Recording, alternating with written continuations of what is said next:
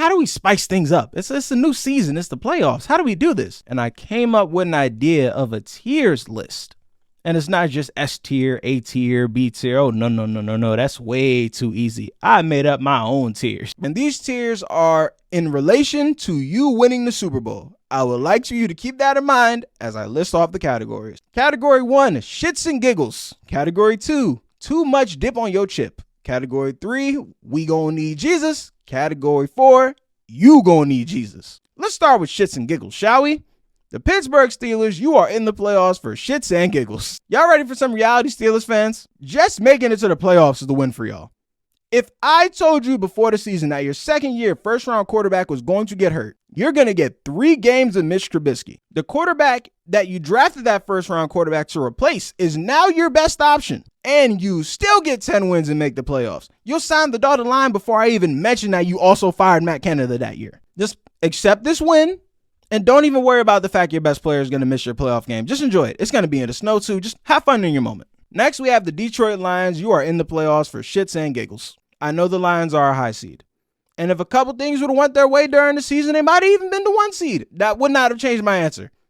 When you have not won a playoff game since George Bush Sr. was in office, you're in the playoffs for shits and giggles. The Lions are a great story. We're always rooting for a poverty franchise on the rise. It's a great story for the whole league. But at best, you're the 3rd best team in your conference, and if I wanted to be harsh, you're 5th. Now, enjoy your home playoff game. I'm sure Ford Field is going to be amazing, great environment. I heard they're going to do a tribute video to Matt Stafford before the game, which poverty franchise behavior, by the way. But sure, you can look back on all of him not winning in the playoffs for you as he proceeds to win in the playoffs for the team he won a Super Bowl with. Doesn't that sound like fun? Next, we got the Houston Texans. You are in the playoffs for shits and giggles. The Texans preseason over-under was 6.5 wins, and I thought that was too high. These fans were cursing Lovie Smith's name for ruining their tank and making sure they didn't get the number 1 pick. And here you are, hosting a playoff game.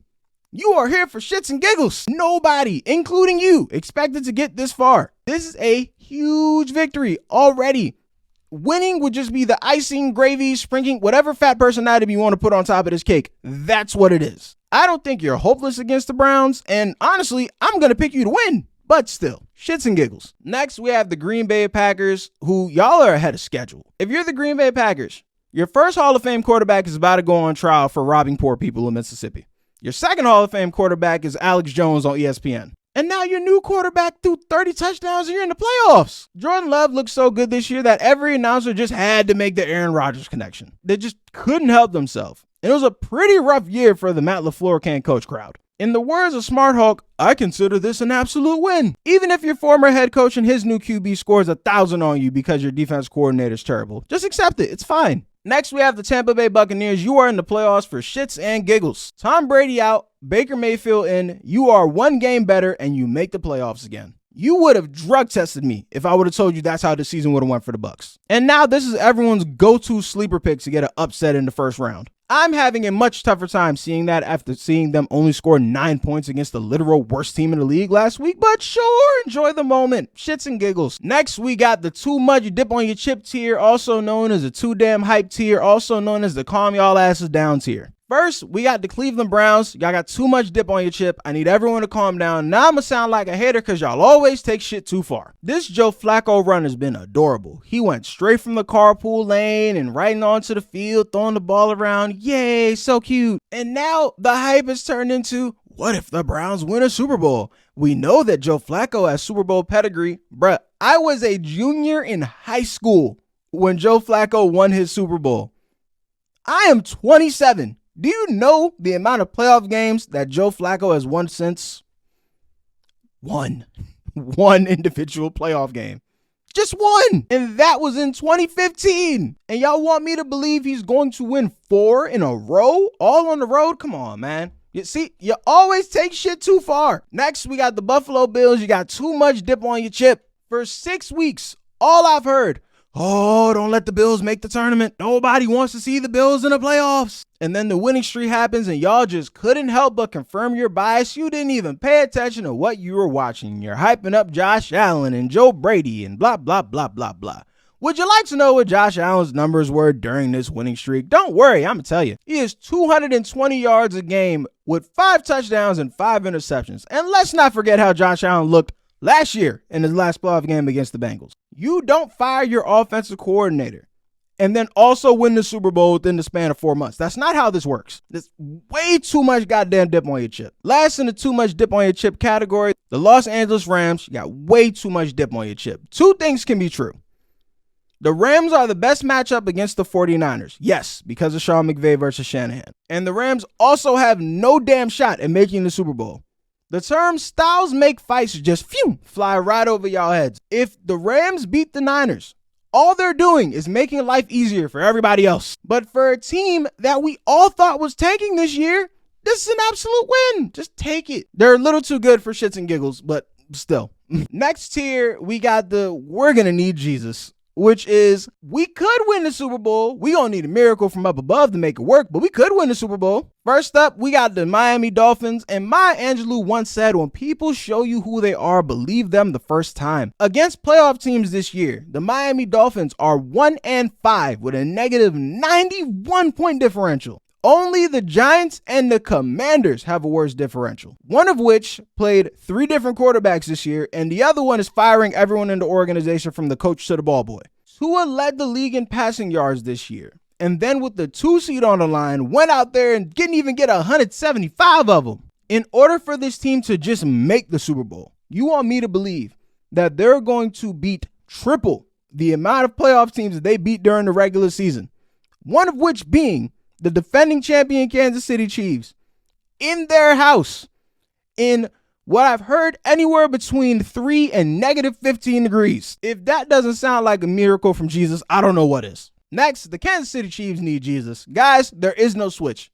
The switch is gone. They're not going to hit the switch. It's been broken all year long. There has not been a single moment all year long where we have said, that's the Chiefs offense I know and love. And every single week it's been, it's Pat Mahomes and Andy Reid. They'll get it together. 18 weeks later, still not together. And you could tell me that the defense is going to carry them through the whole time, and I would hear you if Baltimore wasn't already a better version of that. Yet and still, they drew some amazing matchups. They got the Dolphins, who can't beat nobody good in this first round. And then, more than likely, they got the Bills next round, who I covered in the last segment. They might end up in the AFC Championship by accident.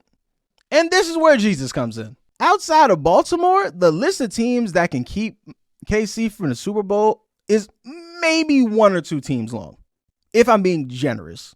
So if Jesus smiles down on Arrowhead, this terrible Chiefs team might end up in the Super Bowl anyways. Next, the Dallas Cowboys need Jesus, but can I wild out?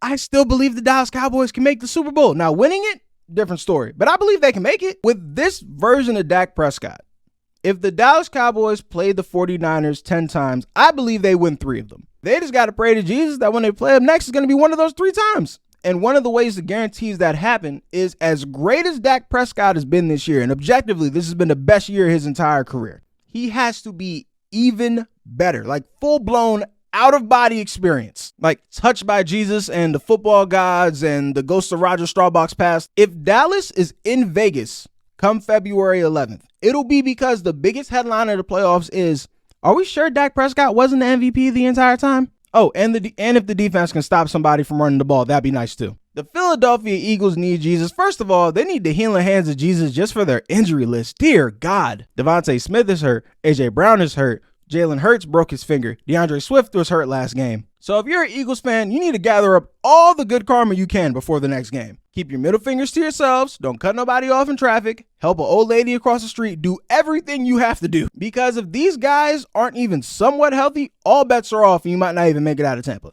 This defense, though, that might even be beyond divine power. I've seen them get both thrown through and ran through, sometimes both in the same game. Problem is, the top 3 teams in the NFC are otherworldly good at one, the other, or both. So on top of divine healing, their defense needs something stronger than divine intervention. I love Philly fans. I swear I do. And as president of the Black Quarterbacks fan club, I love Jalen Hurts. But, I think turning water into wine might be a much easier task than getting Philly to the Super Bowl. All right, last tier of the night, the you gon' need Jesus tier, which is, unless the gods come down and strike these teams down themselves, these teams are going to the Super Bowl, starting with the Baltimore Ravens. If the Ravens we saw during the regular season show up for 3 weeks, the Super Bowl is coming back to 1101 Russell Street. The only problem is that hasn't been the case for the Ravens in the Lamar Jackson era. Granted, the sample size is small. Lamar's only 27. But if it were to happen, this will be the first time Lamar's had a great playoff run. It has to be noted. This year, he has two things that he never had in years past, though. Number one, a historically great defense. The first defense ever in the history of the league to lead the league in points allowed at 16.5 a game, sacks in 60, and takeaways 31. Even the 2000 Ravens didn't manage to pull that off. And number two, an actual receiving core. That one's new. And I'm expecting OBJ to have a crazy postseason run. He's been throughout the season. He's been more of a veteran leadership guy. I think he really turns it on for this 3-week stretch. This is the real reason they signed him. And my favorite part of all, the Ravens are a however you want it type of beat you team. You want to air it out? Sure, they can finally do that now. You want to make the game messy and ugly? Are you going to out messy and ugly the Ravens? No.